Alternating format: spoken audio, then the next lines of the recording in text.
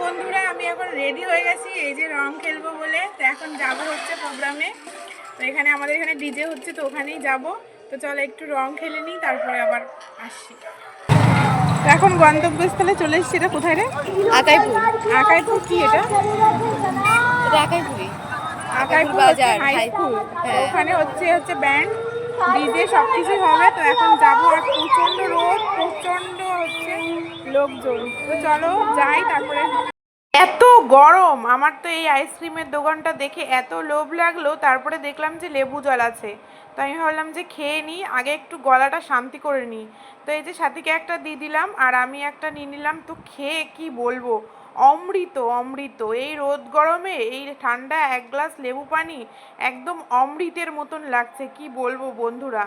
তারপরে এই যে যাচ্ছি হচ্ছে স্কুল, মানে আকাইপুর স্কুল মাঠে। তো দেখো এত লোক, আর হচ্ছে সত্যি কথা বলতে ভীষণ রোদ ছিল, ভীষণ। তার মধ্যেও যে এত লোক, সেটা দেখেই আমার মনে হচ্ছে যে এদের সাহস, মানে বুকের পাটার দম আছে ভাই।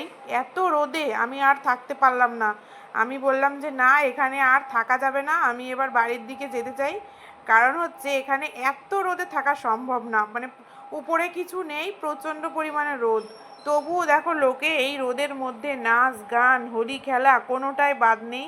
কিন্তু আমার ভাই অত সাহস নেই যে এই রোদের, খাড়া রোদের মধ্যে দাঁড়িয়ে দাঁড়িয়ে নাচ করব, একদমই সাহস নেই। তো আমি এবার চললাম। তো এই রাস্তায় যেতে যেতে আরেকটা আইসক্রিমের দোকান দেখা হলো। তো তার কাছ থেকে নিয়ে নিলাম হচ্ছে পেপসি। এবার যাব হচ্ছে দরাবপুর। তো দরাবপুর এসে আবার একটা আইসক্রিম, মানে মোট 3বার। ওখানে একবার খেয়েছি, রাস্তায় একবার, আর এখানেও সেই পেপসি একই। তো খেতে ভীষণ ভালো লাগছে, মানে এই গরমে পেপসিটাই হচ্ছে মনে হচ্ছে অমৃত। এর থেকে আর ভালো কিছু হতে পারে না। তো এই দেখো টিকিট কেটে নিয়েছি দেবশ্রী রায়কে দেখবো বলে। তো এর ভিতরে এসে এই দেখো, মানে অনেকটা শান্তি পেলাম, কেন কি উপরে কিছু দেওয়া আছে, মানে প্যান্ডেলের মতন করা আছে। রোদটা তো আর মাথায় লাগবে না, এবার ঠিক আছে। আর আকাইপুরে পুরো রোদটা মাথার উপর লাগছিল। অবশ্য ওটা বিনা পয়সায়, আর এটা 50 টাকা দিয়ে ঢুকেছি, ওই জন্যই হয়তো মাথার উপর এরকম করা আছে। আর ওটা তো ফ্রিতে, ওই জন্য মাথার উপর শুধু আকাশটাই ছিল।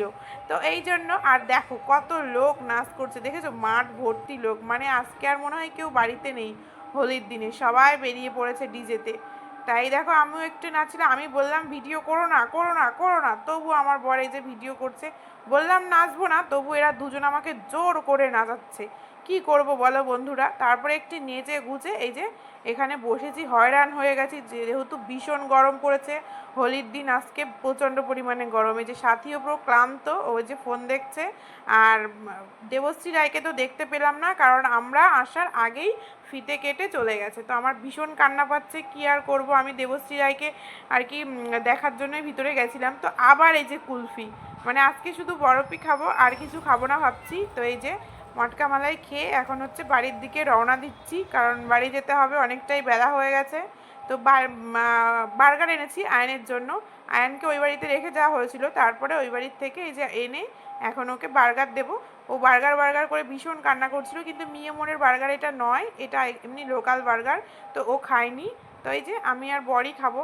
আর শাশুড়ি মা এদিকে হচ্ছে মাটন পাঠিয়েছে, মানে আমরা তো সকালে চিকেন রান্না করেছিলাম, আবার শাশুড়ি মা মাটন রান্না করেছে। তো এখন মুড়ি দিয়ে খাবো, তারপরে খেয়ে দিয়ে এই যে জামা কাপড় ধুয়ে ঘর ঠর মুছে, তার সকালে তো ঘর ঠর কিছু মোছা হয়নি, তো মুছে এই দেখো সব কিছু নিট অ্যান্ড ক্লিন করে তারপরে একবারে আমি স্নান করে চলে এসেছি। আর এখন হয়ে গেছে সন্ধ্যা। তো চলো এখন হচ্ছে জামা কাপড়ে যে ভাঁজ করা হয়ে গেছে, তারপরে মনে পড়লো তোমাদের সাথে ভিডিও করি। তো চলো